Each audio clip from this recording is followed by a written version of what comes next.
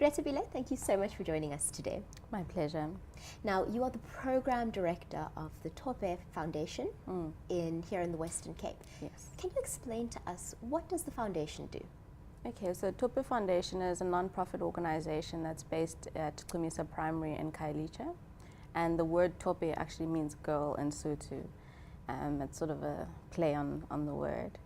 And we offer maths and science and English tutoring to girls, but we also realize that young girls need more than just an academic outlet. So we provide leadership and mentorship programs that expose girls to adult women who are in the place of work and trying to achieve their dreams through whatever avenue that they've chosen. Now, having heard you speak over the weekend at TEDx Cape Town Women, you are particularly passionate about mentorship. Why is this? I had my own personal experience of a mentorship program when I was 12 years old. And I realized after that experience, sort of into my adulthood and university, that there is potential to change a young person's life.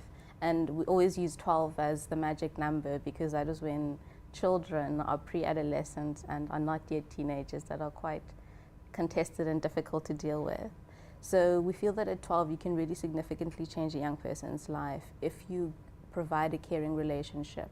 And it is also at that point that you can also strengthen young people's resilience to coping with sort of social issues, particularly bullying. And we know that there's a lot of that in South African schools. So if there's a caring adult that a young person can go to, it can change their experience of life, but also of how they experience relationships in the long run.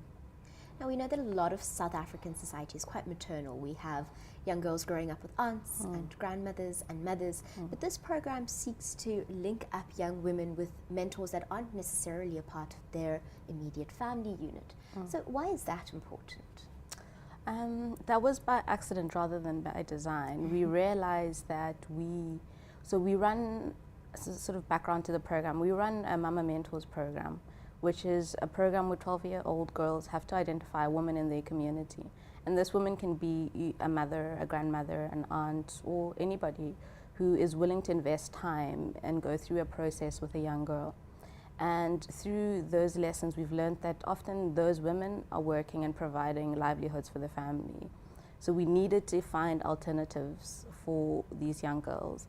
And we've deliberately designed our tutoring program to link into the mentoring program. So we use young women in the community who are either at university or working or have managed to transcend sort of poverty and their socioeconomic challenges as mentors for the girls. So it's an opportunity for them to pay it forward, but also an opportunity to build a relationship with a younger generation of girls.